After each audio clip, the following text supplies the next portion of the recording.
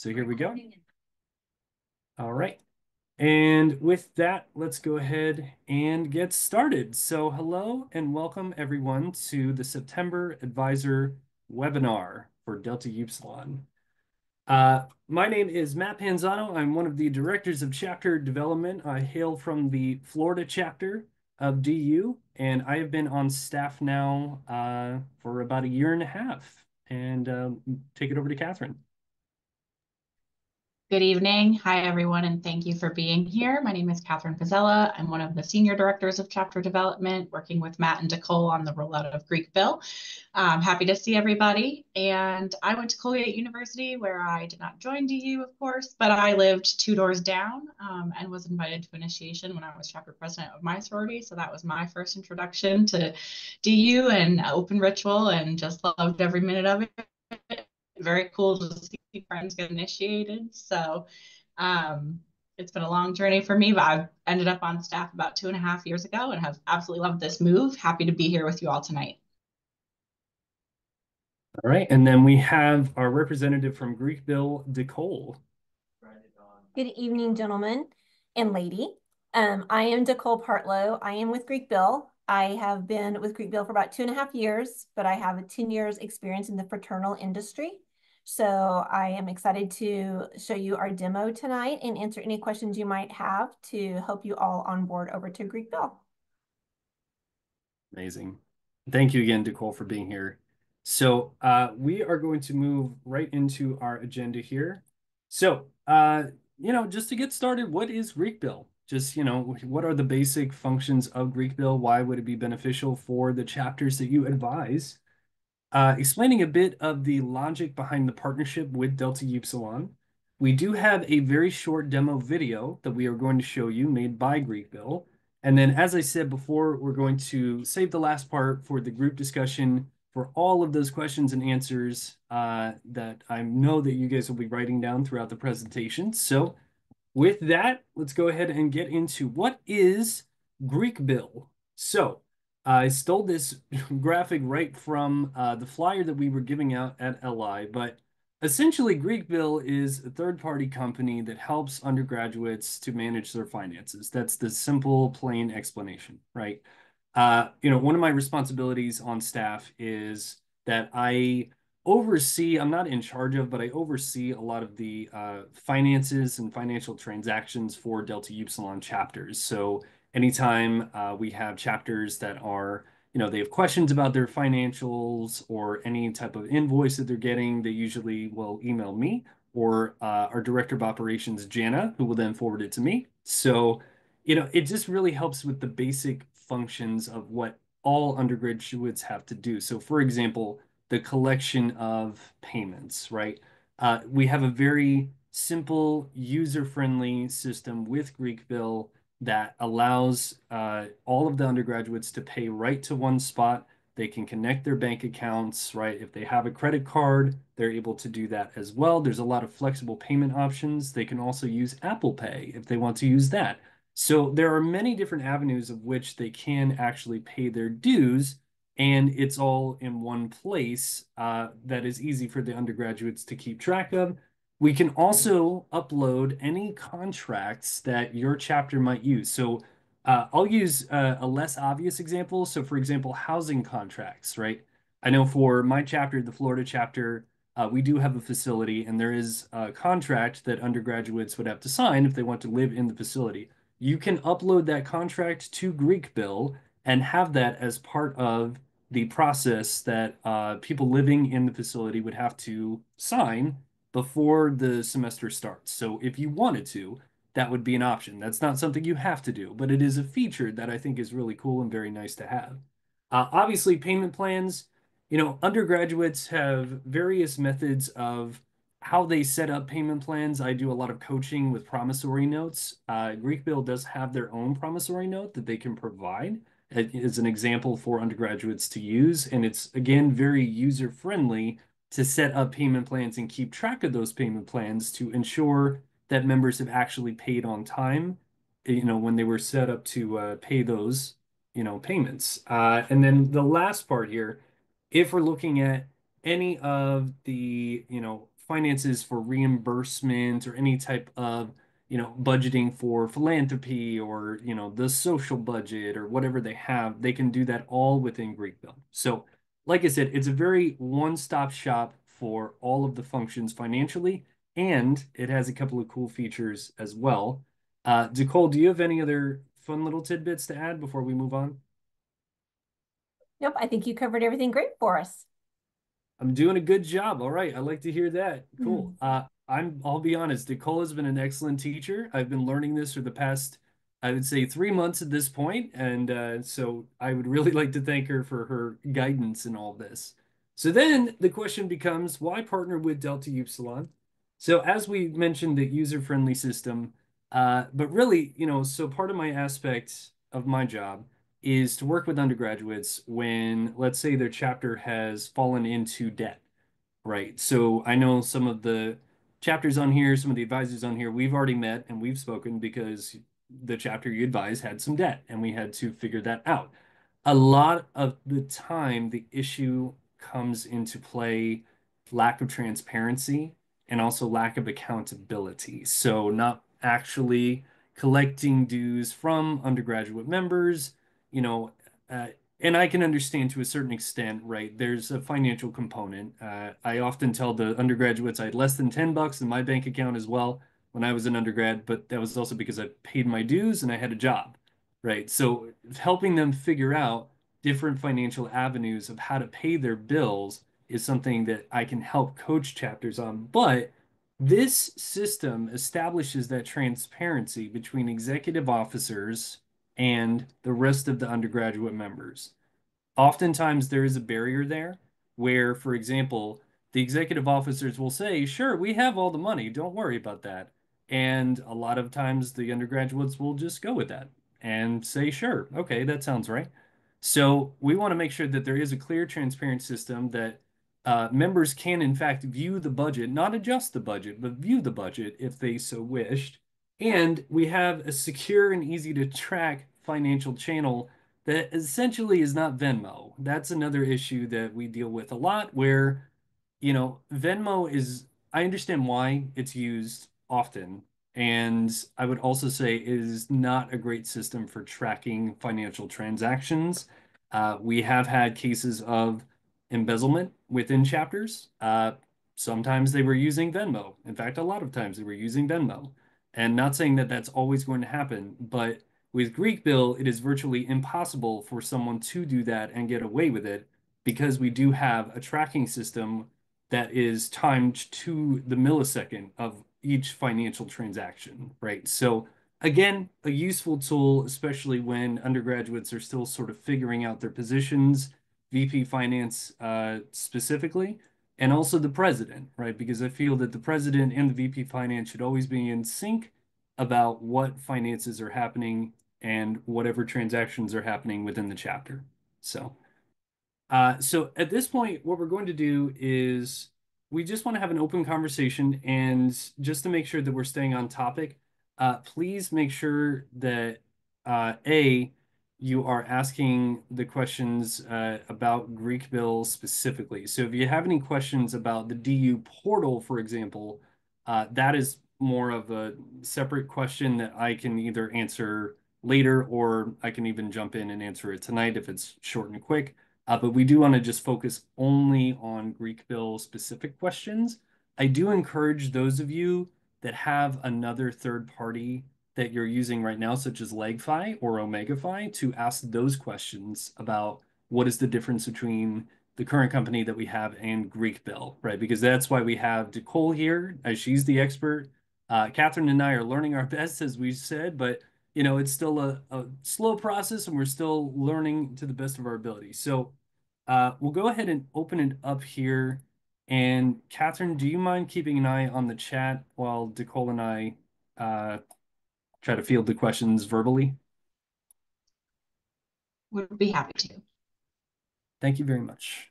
All right, so either in the chat or if you'd like to unmute at this point, the floor is yours, gentlemen. Hey, Matt, it's Frank. Good to see you again. Hey, Frank. I have a question on Greek Bill. So is this something that chapters can participate in voluntarily, or like is this one of the different payment methods and accounting systems that they can use, or is it something that's going to be mandatory for each chapter? So that's more of a DU question, so I'll take that one, Nicole. But basically, right now we're in the, we'll say, testing phase, and we're encouraging as many chapters as possible to sign up for it. The short answer is no, it is not required at this time. I do feel, though, as we get further familiar with it and down the road, this may become a board of directors decision to see, should we be requiring chapters to do it or not? Like I said, that is not the case right now. But we are highly encouraging chapters to get on board with this in the early stages. If for anyone that was also at LI, Justin Kirk hinted that there may be some incentives as well for early adopters of this. We don't have any details on that yet, but if you were at LI, he did say that. So wanted to throw that out there as a piece as well. And is there a fee? To go. Perfect. So there is a per member fee for Delta Upsilon. I believe it is $18 per member. Is That that is billed. annual? I'm sorry? Is that how is that charged? Annually, Yep. monthly, annually? No, it's billed twice a semester or twice a year, one per term. And it is for your active members as well as any alumni members that are still on the roster carrying a balance. It's 21 per our contract. I'm so sorry I misquoted the price. It's okay. 21 per member per semester. Okay, 21 per member, and that's per semester? Correct. Okay.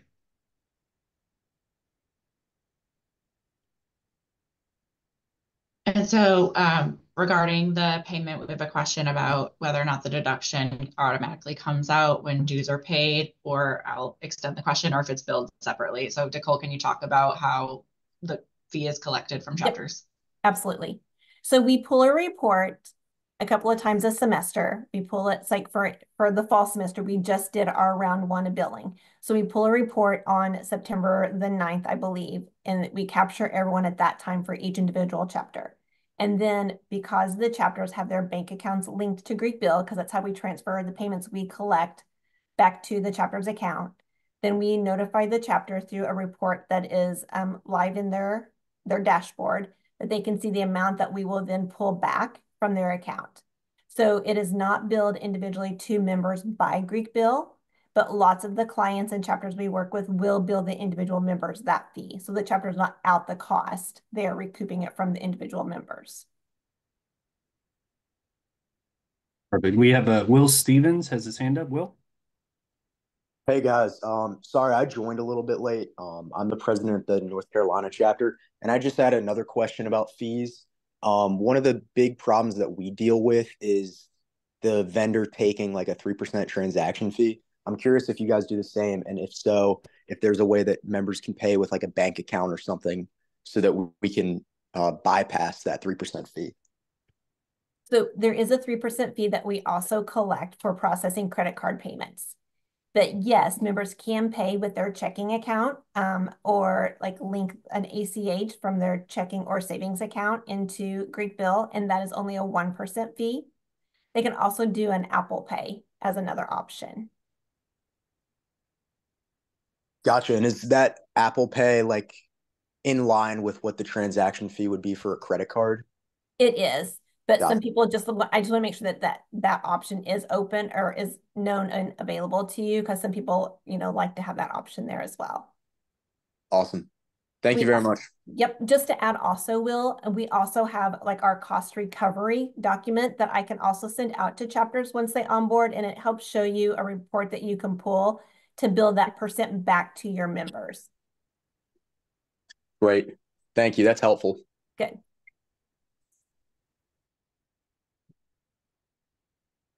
Matt, how does the fee compare to what chapters across the country are having to pay now? Are we talking in comparison to other third-party companies like LegFi, OmegaFi, like that? Right, right. Or even if it's just kind of ad hoc, whatever ways that the members are paying now. I don't know if there's been any study on the types of costs, fees, whatever that they incur using other methods of payment. Um, and how does it stack up, against these fees? That's a fair question. I think Nicole, really this would be like for a first time chapter because I know so Frank advises Loyola Marymount, who just became chartered, and so they're looking to get a solid foundation for their finances with greekbill. So they've never used another third party. So I guess just for a first timer, how would that compare? I think most of the other vendors out there do have that processing fee. I think it could vary whether it's a 3%. I've seen some are 3.5%. The e-checks, I'm not sure what some of those will be. Usually they're like a 0.5% to a 2%, I've heard. I don't have the information from the individual vendors. It's just what I've heard hearsay from other clients and meeting with their chapters. As far as the per member fee, I think it varies depending on the other vendors and the service that is provided to you. And is the fee based on the number of members in the chapter, or like Yes. is there like you hit a certain amount, over 20, over 40, or whatever, like, and the cost would go down as more members are enrolled? No, it's always just based on the total number of members at that time. Okay. But the per member fee then won't change based on the number of members that are enrolled in that from that particular chapter. Correct. It will Okay. not change. Okay. Thank you, Frank. Jacob asked in the chat about the contracts feature. He asked, are members able to sign the contracts right in greekbill? Is there a limit to the number of signers per contract? I bet I'm thinking about the member and a parent, etc. And is there any fees for contracts? Perfect. So there are no limitations to the number. I'm sorry. Let me back up. For the members are able to sign, yes, members do sign in greekbill. It's actually when they log in to their account, they'll be notified immediately if they have a contract. If it's a mandatory contract, then they have to sign it before they can move forward to make a payment or to get into their greekbill dashboard. If it is an optional contract, they can bypass it and it will sit on their account until it is signed. The number of people that can sign it, it would be the member. They can have a co-signer, and you can also set it up so an officer has to sign it once the member and or co-signers have signed it. So you can have up to 3 people if need be. And then was there a third part? Oh, a fee. There is no additional fee for the contracts. It is included in that per member price that you're already going to be paying. And you can have as many contracts as you want. There is no limit to the number of contracts you put out there either. And so as a follow-up, we already have a chapter experimenting with the payment plans. And so I guess they have to, if they choose a certain payment plan, does the system automatically bill them according to that plan, or does the vice president for finance or vice president for finance advisor have to go in and create bills according to the plan that they choose? So the payment plan has to be created and assigned to the individual members. And then you also have to create the charges and assign those charges to the member.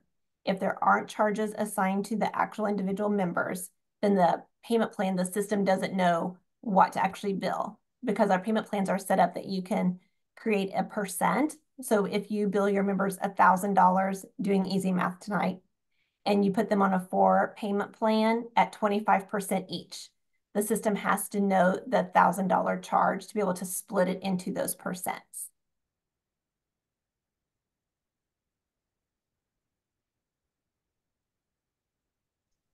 Yes, so to follow, right, the payment plan is signing, I am going to agree to this plan, and then it does have to go manually be created. That's right. Yes. Other Alec, I know, questions? Alex Schrock, you had your hand up if you want to go ahead. Yeah, sorry. I guess my question was in comparison to services like LegFi or OmegaFi, do you offer in-house collections or collection services for people that break their contracts and we want to send to collections? We do, absolutely. It's a simple module that we have. It's actually just says send member to collections. The two criteria for that is the member has to have a balance of $100 or more. I'm sorry, there's three criteria. They have to be 30 days past due, and they have to be an inactive member. So you can't send an active member, maybe who's living in the house, to collections for just rent he hasn't paid. He actually has to be listed as inactive, whether he's graduated, resigned, left the university, left the organization, whatever that reason that might make him list as an inactive member. Okay, I guess then either for you, Nicole, or for Matt, I guess what is the recommendation then for sending active members to collections if contracts state that we can after, missing a semester's payments, but they're still considered an active member?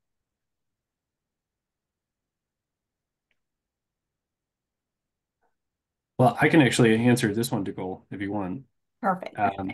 So basically, there are two steps of this, right? So there's the chapter processes, right? So for Embry Riddle, whatever they would determine in terms of when to send someone to collections, right? And then there's also how greekbill needs it to be done. So, Nicole, correct me if I'm wrong on this, but in order for greekbill to do it, you would have to report the person and the reasons why they would be sent to collections with the evidence, and then that would have to wait for 30 days until they could actually start the process. And then I also believe it has to be above $100 or more for that. Nicole, is that all correct? That's correct. Okay. But they So, also have to be listed as an inactive member, so we would have to delist them, send them to collections, and then if they pay and they're still considered an active member, we would then have to put them back onto active status. Am I understanding that correctly? well, we don't really have the on-off switch with active versus inactive. And this is why I say that's more of a chapter decision, right? So if basically if a member cannot pay their dues for a semester, right, what we normally recommend is having a conversation with them to say, hey, can you at least pay your membership fee to IHQ? And if that's the only thing you can pay, like you'll still be active on the roster, but then you just can't participate in anything for the semester. So that's we can talk more about that later, you and I, if you want to. I could follow up with you on that. Yeah, sounds good. Thanks. So I'll jump in and just add that one important thing to know is that one of the reasons why we're utilizing greekbill as our preferred vendor is the connection to the DU portal. So there is this seamless roster across both platforms. And so that's where you'll need to work with your chapter liaison at IHQ to deal with any kind of one-off situations with members who are still active, who might need to have a collection situation, because if they are active in your chapter, you would not want to remove them just for the sake of getting them off greekbill, because then it's not accurate that they're not a member of your chapter. So while that is generally a really great thing where you don't have to update multiple rosters, you'd have to deal with that separately. And honestly, from an advisory perspective, if you were at that point where you had members that truly were that overdue, we should probably be talking about why they're still members. So they should probably be on some sort of restricted status, like Matt said.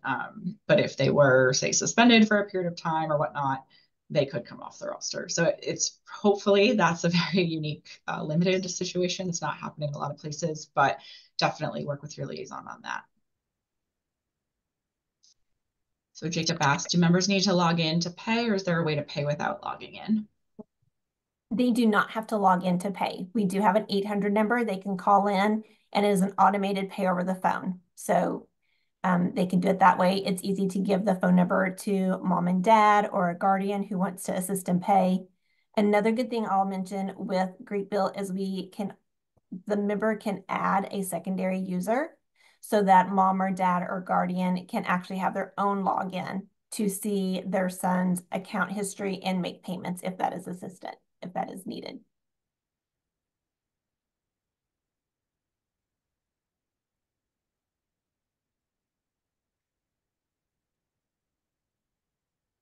The volume wasn't working for me on the video, so might be at a little bit of a loss here. But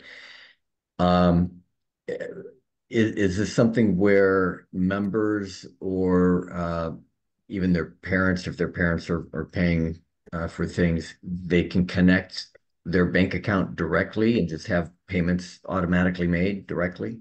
Sure can. They can set up that auto payment and then it will automatically be pulled on the scheduled due dates. So unless we're told differently by the individual chapters, when we set up all of the DU chapters, we give everyone an invoice date to be sent on the 1st of the month with a due date of the 15th.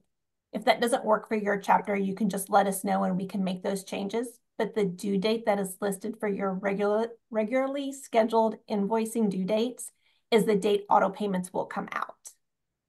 Okay, so that would be for normally recurring payments of the same amount. And that would, I imagine, go by ACH. Is that how it's done? It would be an ACH. They could also put in a credit card that would allow it to auto bill their credit card. And Okay. it would actually pay the full balance. Or if they're on a payment plan, it would be the payment plan that is due on that due date. Okay. With ACH, is there still a fee? It is a 1% fee for ACH. Okay. And then with all the data concerns, I would imagine that there's a robust data protection and everything. Absolutely. We have really great security out there. Everything is encrypted. When I log in to see a chapter, I see no credit card, no bank information. Okay. And opting out, like data sharing and all that type of stuff, that's all. Yeah. Okay. Jim wants to know how effective the collections process typically is. It really varies. I mean, I have seen some chapters that have been really good at collecting. I think it really depends on if the chapter are also reaching out to the members. I have some chapters that think they can just hit this into collections and it will just sit and they'll just get the money whenever. So, I mean, I know that we internally make, I believe, 2 phone calls to the member who's been sent to collections. And then after no response there, then it is sent on to the actual collection agency. And at that time, they do send some demand letters out.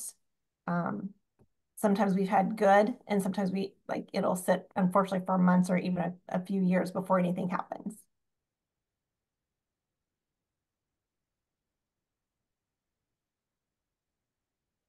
All right, the next question, do you have any banking card features? You mentioned you transfer payments to the chapter's bank account. How long do the deposits take? It's a couple questions. Yep, perfect. So we do have a purchase card option. So the chapter can order the purchase cards. It is a $5. The first 2 are free per chapter, and then it is a $5 fee afterwards. They order directly through the chapter's dashboard. And then as far as the bank account transfers, they are done weekly.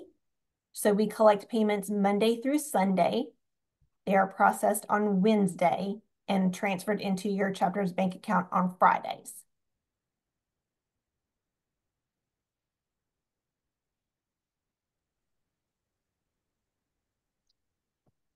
Anshman, this is a great question. I haven't thought about, so good job. So he's asking about how the budgeting tab works and if he can budget, the ideal full amount for the chapter, or if it will only allow you to budget up to what is the current cash flow within greekbill. Nope, perfect. So absolutely, when you put your budget in, you can do it for the entire year. We have DU chapter set up for a full academic year. So you have 2 terms listed out there, your fall and spring. So you put the full year budget in, You could also set the budget up per officer. So if you wanted to list 10 officers and put 10 individual officer budgets out so that they would then total the full chapter budget, you could do it that way as well. And then you can track individually or as a full chapter.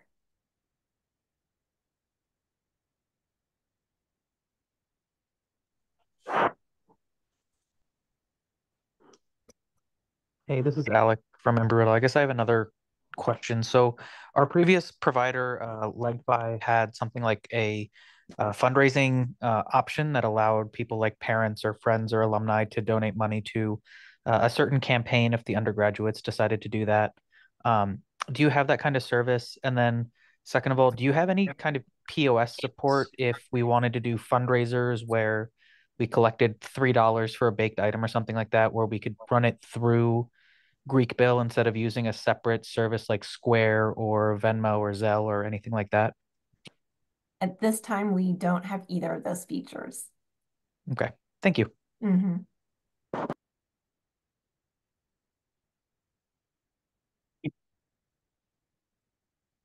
Any other questions here in the chat? Again, feel free to raise your hand as well.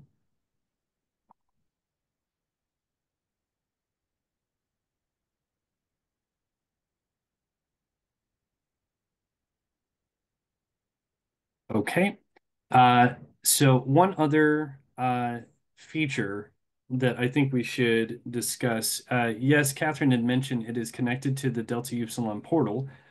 So when the names are transferred over into greekbill, one thing that you will need to advise your undergraduates to do is to determine which names are members and which names are associate members. That is something that the greekbill feature does not know the difference between, so you will have to designate which one is which, because that will obviously affect how much the guys are paying as well. So there's a difference between, right, the membership fee and the associate member fee, plus initiation fees for our associate members as well.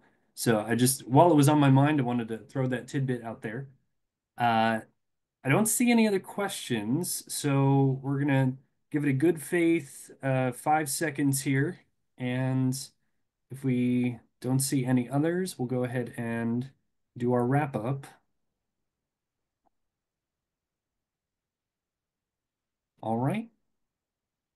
So with that being said, we do value your time. We value Decole's time very much as well. So I just wanted to thank Decole from greekbill. Thank you so much for being here tonight. This has been super helpful. Uh, this is a great partnership that we have. We have a direct line to greekbill representatives as well. So if there's any questions, sometimes we've heard from other third-party companies, our undergraduates have been waiting on the phone for an hour or anything like that. That is really a thing of the past with our partnership with greekbill. If they message us and say, hey, we tried to contact greekbill, not sure what was happening there, we can send a direct message with whatever the message is to greekbill, and they will get right on it, which is something that we couldn't help with before.